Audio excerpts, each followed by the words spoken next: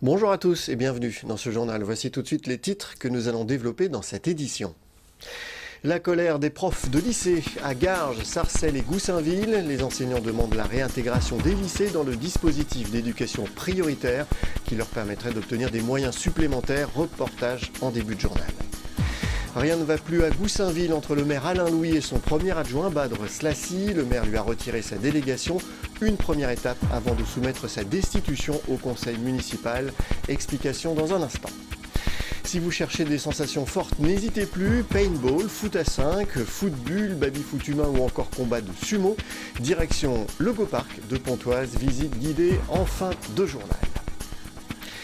Dans l'est du Val d'Oise, les profs de lycée sont en colère. Ce mardi, une cinquantaine d'enseignants ont investi la mairie de Garges-les-Gonesse pour que les lycées soient réintégrés dans la nouvelle carte de l'éducation prioritaire, les anciennes ZEP. Les professeurs veulent pouvoir bénéficier de personnel et de moyens supplémentaires, et notamment d'un nombre limité d'élèves par classe. Angélique Boilet.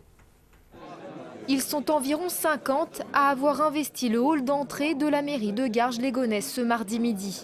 Ces enseignants des lycées généraux et professionnels de la ville, mais aussi de Sarcelles et de Goussainville, réclament une rencontre avec les élus de la commune pour obtenir le soutien de la municipalité dans leur combat. Un même droit à l'éducation dans tous les quartiers, dans toutes les régions. Réunis au sein du collectif francilien Touche pas ma ZEP, les enseignants se mobilisent depuis plusieurs semaines pour que les lycées soient réintégrés à la nouvelle carte de l'éducation prioritaire. On estime que les enfants, en sortant du collège, finalement, ils n'ont plus besoin de moyens spécifiques quand ils vivent à Sarcelles, à Garges, alors qu'on sait très bien qu'ils appartiennent à des milieux socioculturels où ils auraient besoin d'être mieux encadrés, d'être plus aidés, d'être plus soutenus. Concrètement, ça se traduit au lycée de Sarcelles par une hausse des effectifs depuis plusieurs années. Donc on a des classes de plus en plus chargées, ce qui fait qu'on peut s'occuper de moins en moins individuellement de nos élèves.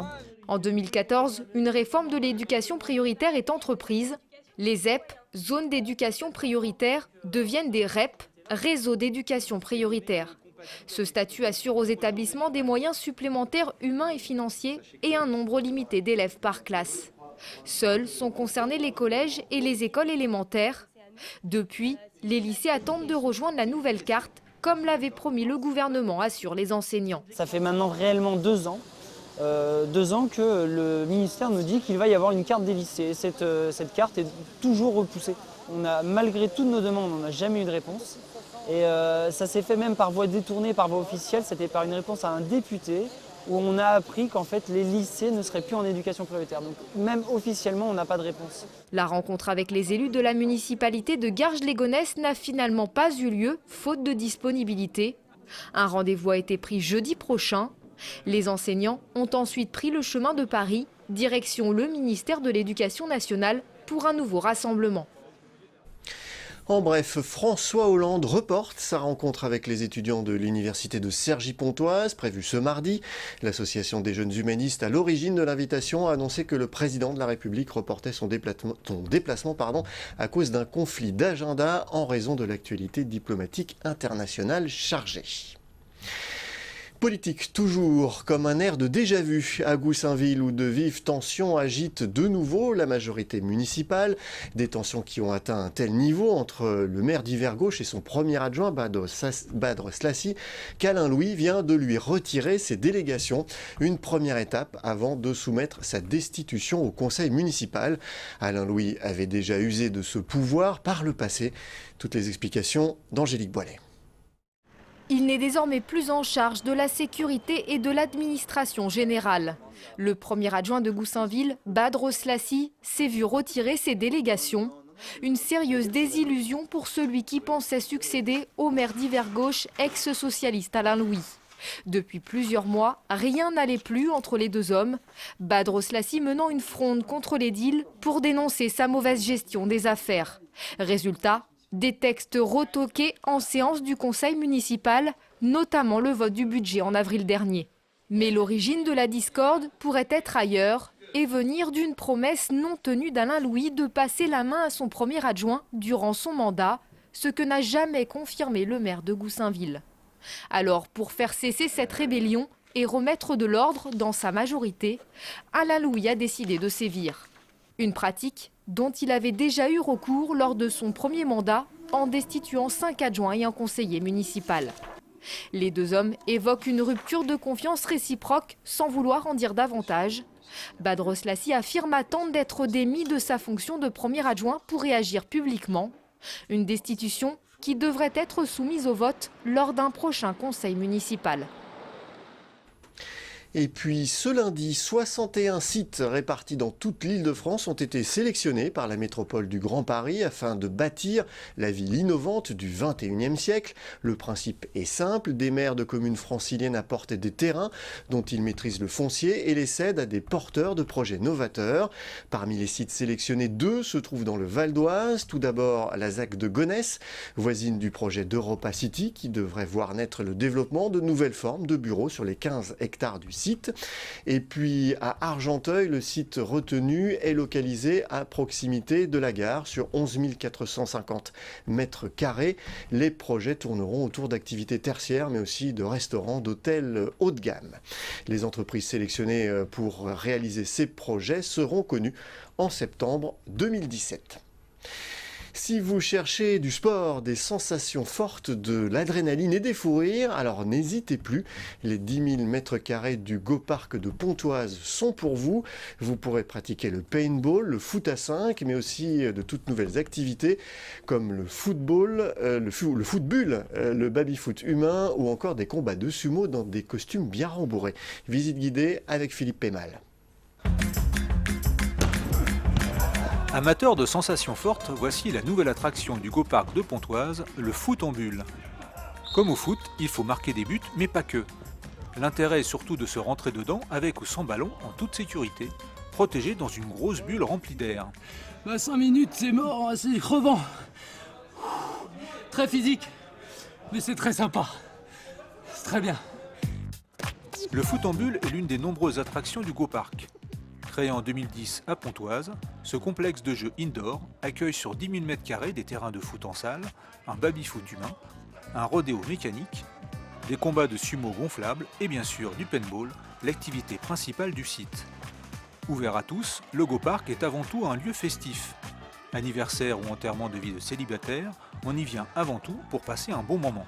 Super journée, super parc, voilà. On s'amuse bien, c'est cardio, c'est physique, voilà. À conseiller. Les gens ils viennent chercher du divertissement complètement. Ils viennent ici pour passer un bon moment et faire des activités qui sortent un petit peu de l'ordinaire. C'est vrai qu'on a certains centres sportifs qui en font du karting ou du laser game, etc. Ces activités qui sont déjà pas mal connues depuis quelques années. Nous, on a l'avantage de proposer des activités comme le foot en bulle qui est tout nouveau et qui plaisent énormément au public puisque les gens ont l'impression d'organiser un événement complètement unique. Des événements uniques, c'est ce que viennent aussi chercher les entreprises. Aujourd'hui, ce sont les employés d'une société de Cergy qui vont s'affronter au paintball, un jeu où l'on se tire dessus à coups de billes de peinture. Pas un seul ne survivra. La partie commence, plusieurs scénarios sont possibles. Aujourd'hui, pour cette entreprise, c'est le plus classique, l'élimination. Pendant 1 heure, les jaunes, les gris et les bleus se tirent dessus sur un terrain de 3000 m². Tout joueur, marqué par une tache de peinture, doit sortir du terrain. L'équipe qui gagne la partie est celle qui élimine tous ses adversaires. Pour les entreprises, ce jeu ludique et stratégique est parfait pour travailler la cohésion de groupe et le relationnel. C'est une sortie qu'on prépare, on fait souvent un petit débrief après, on a quelques petites anecdotes. Et puis ça crée des liens, des gens avec qui on n'a pas forcément l'habitude de travailler, qu'on ne voit pas forcément le reste de l'année. Donc voilà. Les prix sont variables en fonction des options choisies. De 6 € pour une partie de foot d'1 heure jusqu'à plus de 40 € si vous combinez une partie de paintball et de foot en bulle. A noter que les vendredis soirs, le paintball est gratuit, vous ne paierez que les billes. Voilà, ce journal est terminé. Je vous en rappelle le principal titre. La colère des profs de lycée à Garges, Sarcelles et Goussainville. Les enseignants demandent la réintégration des lycées dans le dispositif d'éducation prioritaire qui leur permettrait d'obtenir des moyens supplémentaires. Les professeurs se sont rendus ce mardi à Paris également au ministère de l'Éducation nationale. Merci d'avoir suivi ce journal. N'oubliez pas que l'info continue sur notre site vonews.fr. À demain.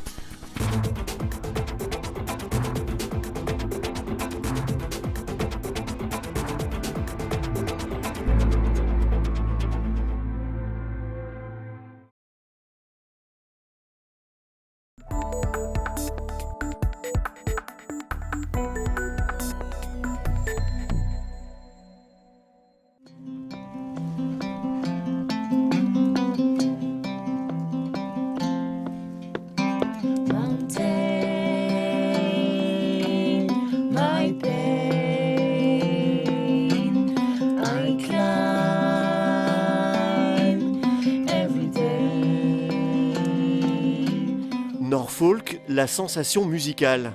En quelques années, le groupe s'est imposé sur la scène valdoisienne.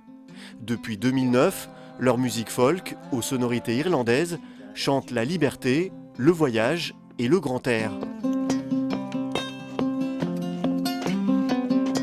Norfolk, c'est assez simple en fait. Il y a eu des idées qui sont passées par là, qu'est-ce qu'il pourrait le faire comme nom de groupe. Et puis au bout d'un moment, vu qu'on avait tous envie de se tirer de Cergy, on s'est dit on n'a qu'à regarder une map monde et quel endroit on voudrait aller sur cette foutue map monde. Et puis à force de chercher, on cherchait quelque chose d'accrocheur et de court. On s'est tous tournés vers l'Australie. En Australie, il y a une petite île au bord de l'Australie qui s'appelle Norfolk. Et on a trouvé que ça correspondait vachement bien avec l'idée du projet qui était à la base vraiment de faire quelques petites chansons acoustiques avec des influences folk qu'on avait. D'où le nom, Norfolk. You can come with me, come with me, come with me. If I want to feel free. Norfolk, c'est surtout le résultat de la fusion de deux groupes du lycée de Vauréal. And I felt it. Et il y a 2 ans, ils remportaient le concours Campus Live.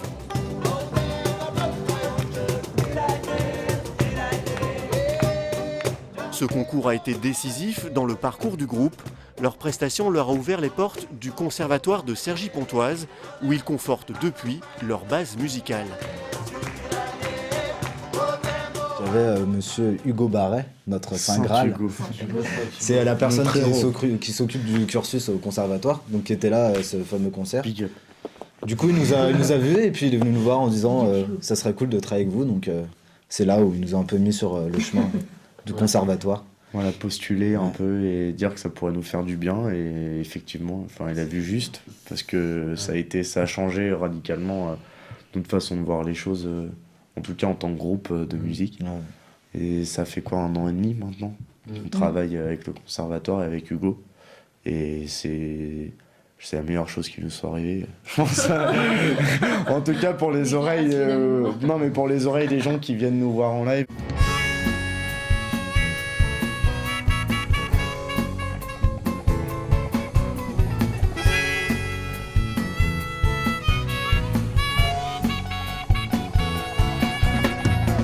Et pour le plaisir des oreilles, Norfolk écume les scènes et les pubs du Val d'Oise. Ils ont enregistré en juin dernier leur premier album, l'aboutissement d'une année très riche pour le groupe.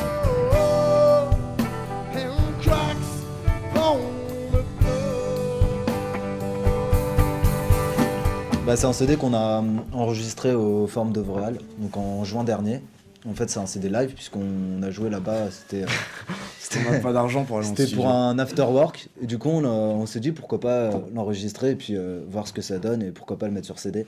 C'était un live aussi au Forum. C'est un lieu où on passe beaucoup d'heures, où l'équipe est vraiment nous connaissent depuis longtemps et c'était un live aussi où il y avait tout notre public. On jouait à domicile, quoi, entre guillemets. Oh, I need fire, yeah. A fire in my heart. Après une année passée sur scène, le groupe va se recentrer sur ses nouvelles compositions. Norfolk sera en concert vendredi 30 janvier à l'Observatoire de Cergy. Comme tu fais. Oh, yeah, yeah.